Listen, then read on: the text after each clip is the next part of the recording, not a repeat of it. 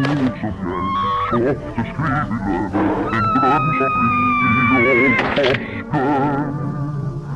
have more Prehistoric Emergence lore, guys. Looks like we're taking a break with the Predators too.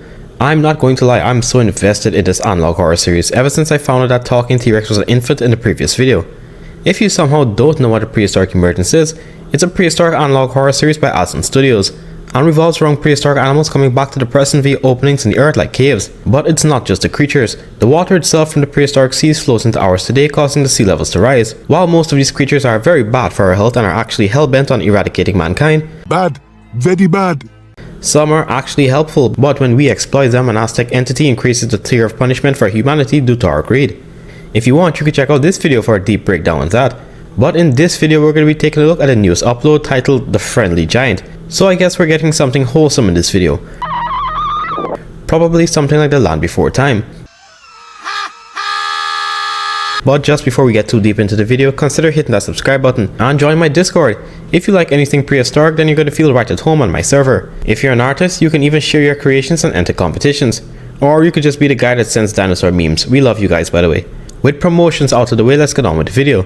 Before we look at the video itself, in the description we get a little introduction on who the video is going to be focused on in the tape. It states, "Welcome to the channel, I'm Dinochaser. I scour the earth for beast time itself. You might have caught the clip where I smuggled Titanoboa eggs out of the Amazon, or the video of a megalania lunging at me which made 10 million jaws drop online, but none of that compares to what's about to happen. Join me as I embarked on the most ambitious expedition yet." Okay, so I don't think this person is as wholesome as the name suggests, because what do you mean you're smuggling Titanoboa eggs out of the Amazon? What are you, the dinosaur cartel? They also seem to be one of those brain-dead influencers who put themselves in mortal danger just for views. I can't think of any other reason for a megalania lunging at someone. Yet despite all that, this tape will show their most groundbreaking find yet. So let's see what exactly it is that she found. I'm Dinochaser, and in today's video, we'll be chasing yet another legendary creature. If you haven't been keeping up with the news, let me enlighten you. A plethora of openings have appeared around the world, both in the ocean and on land. Among all the reports, the most intriguing are the rumors of a so-called behemoth roaming Argentina. Hikers in this area have reported broken trees and massive footprints. So in the intro, she's basically explaining the prehistoric emergence and how she's capitalizing on it. But she's now curious about the rumor saying there's some sort of behemoth in Argentina.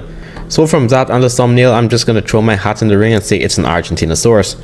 Now with a 100+ ton animal lumbering around the area, you'd think that there'd be some sort of picture or at least a recording of the creature, but apparently not. The only thing they have to go off of are a few footprints, which could be a hoax, and some knocked over trees. But old Dinochaser believes in the rumors and books a flight to find this thing. You know what this reminds me of? The sauropod rumors in the Congo. I know a lot of the places unexplored, but at some point you'd be able to see a massive sauropod there. At least once. Okay, I wasn't planning to record yet, as I haven't seen any signs of the behemoth. But I'm going to take this time to talk about the future of this channel. In my next video, I plan to explore the rumors taking place in the ocean. Apparently, a G-Pack Marine officer claims to have spotted something he can only describe as an ironing board on a shark. My scuba gear is shipping soon, so you guys can expect that video in a month. As she's taking a walk on the trail, she discusses the future of the channel, which is a bold claim from someone who almost got eaten by a giant crack lizard. Apparently she plans on going into the ocean for her next video. Mind you, there are mosasaurs and megalodon confirmed in the water at the moment. But the reason she wants to go is because of what a G-Pack officer saw. It looked like a shark with an ironing board on its back. Alright, so I guess she's gonna try and find a Stetocanthus. Which, fun fact by the way, isn't exactly a shark but a very close relative. My scuba gear is shipping soon, so you guys can expect that video in a month. Yeah, that's kinda unhinged. To go swim in our oceans right now is an almost certain death sentence. Not so much because of the Stetocanthus, because it couldn't kill you due to its size, but 80% of what's coming through those underwater caves can. As for her current expedition, well, it's not going so well. She's been looking for 5 hours now and there's nothing in sight. I think it's almost time for lunch break soon. But I'm not giving up on this expedition just yet. There's much more of the Gran Chaco forest to explore, so wish me luck. She even says that it may be time for a lunch break. No, Holmes, you need to give that channel a break before something eats you. I finally stumbled upon a lead. There's an awful smell beyond those trees up ahead. It could very well be a carcass left behind by the behemoth. If I'm not careful, I could be its next meal. I was right. At this point, it is natural selection. The word carcass and behemoth don't set off any danger signals. Oh, I don't know, maybe the giant South American theropod like Maposaurus could be in the area, and if they behave anything like real predators, then they're likely not too far away from the kill. She even acknowledges that she could be the next meal. But hey, none of that matters in the eye of the Dinochaser. She's gonna go directly over to find out what's the cause of the smell. The smell is really, oh god.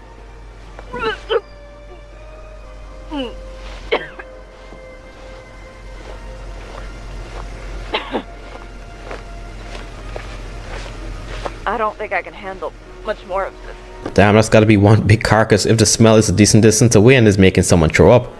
I won't call myself immune, but during college I had the choice of either wet or dry specimen for a lab. And me wanting to show off, of course, picked the wet. But the catch was that you couldn't buy your stuff. Whatever you brought in had to be caught by you. So I caught like 3 wolffish and preserved them in different jars with different alcohol percentages. And let me tell you, 2 of them smelled so bad that I started to involuntarily twerk as I dry heaved. I don't think I can handle much more of this.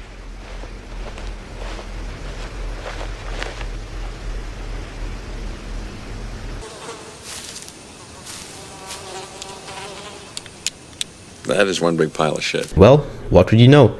It's not a corpse, just a big pile of shit. That still is weird though. Usually really bad smelling scat comes from carnivores. That's why dog poop smells so bad, but cow dung isn't nearly as bad. So it's weird that the store-bought dung smells that bad, but at the end of the day, poop is poop, so who knows. I'm onto something. I saw bits of leaves and grass, leading me to believe I'm chasing an herbivore, so I shouldn't be in any danger. Given the size.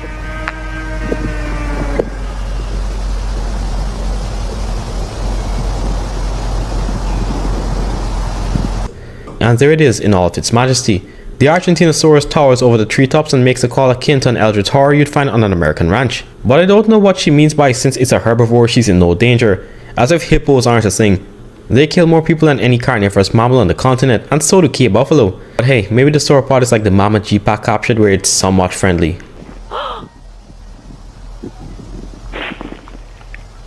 It's beautiful.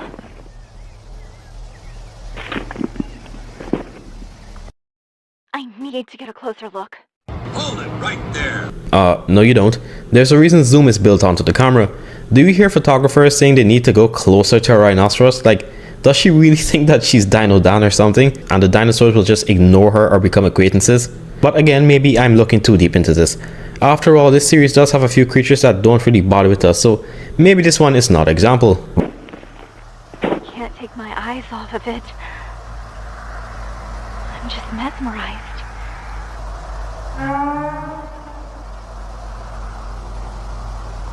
Holy shit. Oh my god! Oh god!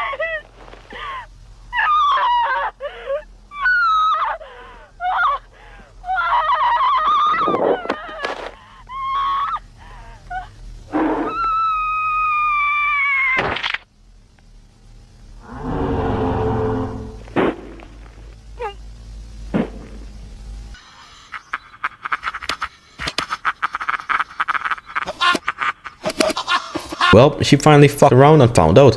Can't really say I feel sorry for her. I'm more concerned about what's gonna happen to the wetsuit when it comes. Will it just later unused when it could be given to someone else with a more sensible passion like lobster fishing?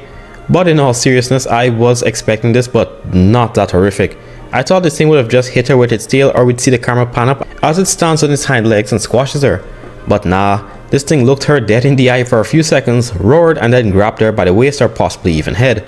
Then slams her onto the floor, where I assume she breaks something because she just stays still after she screams. Those screams, by the way, don't last long though, as we hear bones crunching and then pure silence. Well, not pure silence because you can hear a few burbles here and there.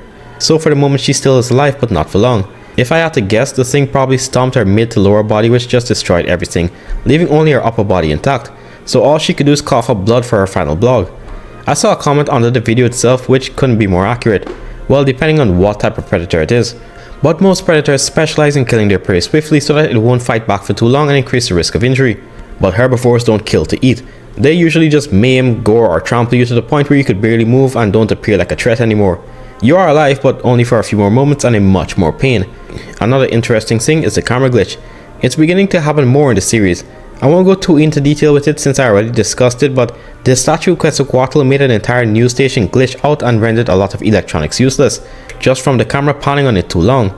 And then there's the T-Rex that could at will disrupt electrical devices and even see through the camera. And there's a few more like the pterosaurs, this weird fish thing, etc, etc. So this Argentinosaurus definitely has a few things they do. Whatever it is, the possibilities are endless because this series does also lean somewhat on the more supernatural side of things. Like the deity Quetzalcoatl giving creatures of the past the power of speech and even organizing pterosaur armies to wipe out North America.